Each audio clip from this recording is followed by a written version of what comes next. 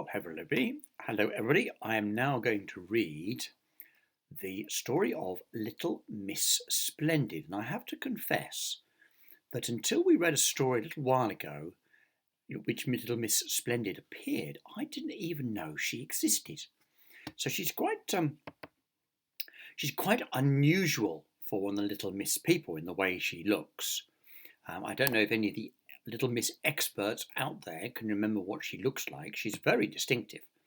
Because although she's like a lot of the Little Misses, very round, and in fact her round nose is the same colour. She's a sort of probably you'd call it an olivey green, I should think.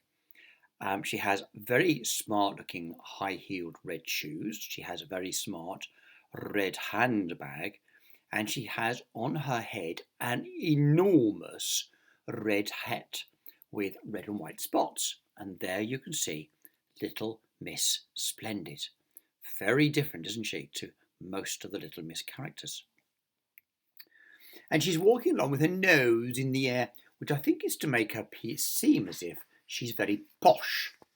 Now, whether she is or not, we'll find out. And whether she... Oh, yes, I've just seen a picture of her house. That looks a pretty posh house, isn't it? That looks huge with all those windows. It's like one of those stately homes we go to. That are run by the National Trust. We go there at the weekends and see all the old furniture. So let's see what the story of Little Miss Splendid is, shall we? Nothing was too good for Little Miss Splendid. She lived in a huge house, we just saw the picture, didn't we? Surrounded by large gardens. She slept in an enormous bed with silk sheets and silk pillowcases, and silk is really soft and very expensive. Oh no, she bathed in a gold bath, a bath made of gold. She dined off silver plates. Oh, she was splendid. Well, at least she thought she was. Little Miss Splendid thought a lot of herself. In fact, she thought about little else, always thinking about herself. Me, me, me, me. Of course, just because you've got lots of splendid things doesn't make you very splendid yourself, does it? Or make you very important. One day, while taking a stroll around her gardens, Little Miss Splendid came upon a small door in one of the walls. She'd never noticed it before. Can you imagine? Your gardens are so big that you have a door or a gate in the wall and you don't even know it exists. I wonder what's through here, she thought, and opening the door, she stepped through. So there she is, out in the gardens, and she's found the blue door. And she found herself on a road. Along came Mr. Small out for a short walk. And you remember Mr. Small, he is very small, as you can see there behind her, and he's round and red with a blue hat. "Good morning," he remarked, politely raising his hat. Little Miss Splendid stuck her nose even high in the air and walked past him as if he wasn't there. What a common little man, she thought to herself. How rude. Whenever I'm out walking, I always say hello to people. When they're running past me or cycling or walking, I say, hello, good morning, good afternoon. And I really hate it when they don't say hello, good morning, good afternoon back. It just seems rude to me. But anyway, she came to a bus stop.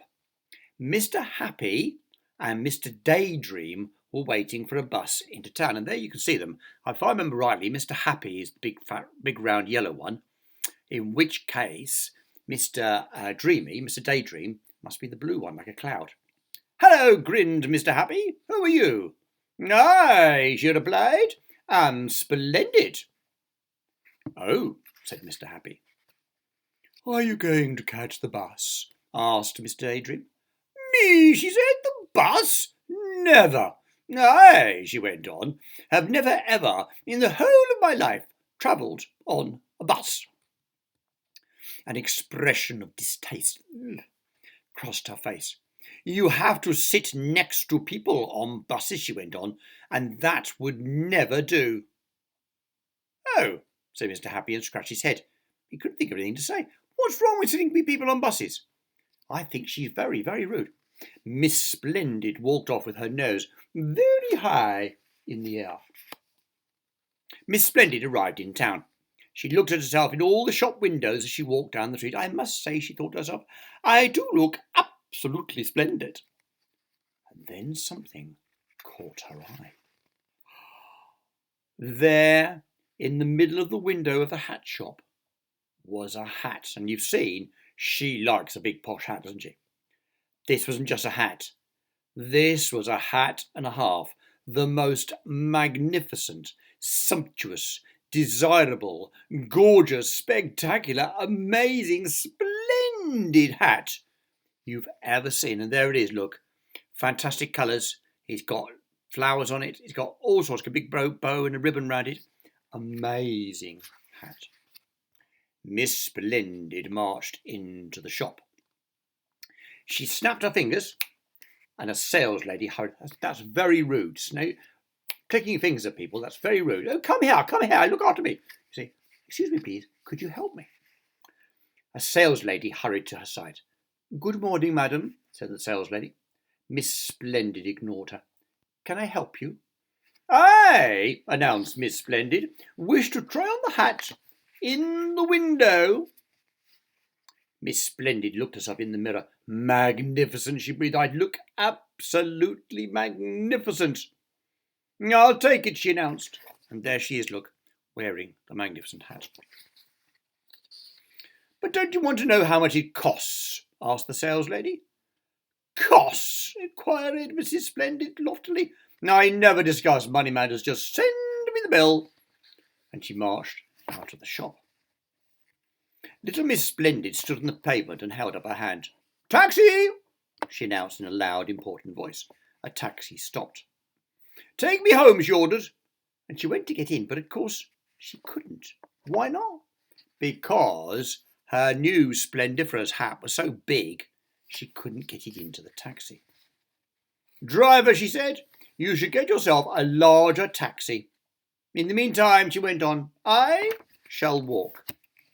The taxi driver grinned, and little Miss Splendid walked along. Oh, perhaps it's better to walk anyway, she thought to herself, so that everyone has the chance to admire my magnificent new hat.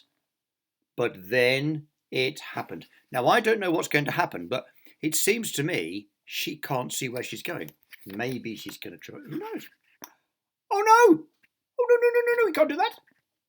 It started to rain, and the trouble was, the more it started to rain, the more it rained. And the trouble was, the more it rained, the more Miss Splendid got wet. And the trouble was, the wetter she got, the wetter the hat got. What a sorry sight, I think you'll agree. This is obviously not meant to be a hat for wearing in the rain. The bus, on its return journey from town, passed her. Mr. Happy and Mr. Daydream, on their way home and sitting in the dry, looked out of the window. Look at the state of that hat. Isn't that awful? I say, remarked Mr. Happy, looking out at the bedraggled figure trudging along in the wet. What a splendid sight! Mr. Daydream giggled. Splendid, he agreed.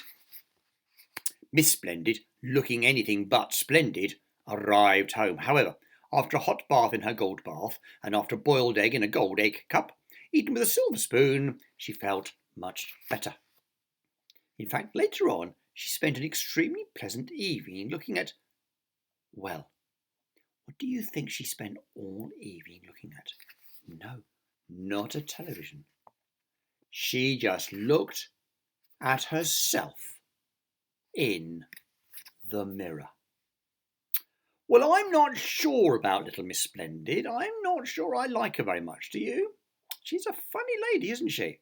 She obviously thinks that she is better than everybody else. And nobody is better than everybody else because we're all special. We're all splendid in our own different ways, aren't we? I like to think I'm splendid, perhaps because I wear all these different waistcoats. Do you think that's what it is? Anyway, that's the end of the story of Little Miss Splendid. I hope you enjoyed that. Be happy. Bye.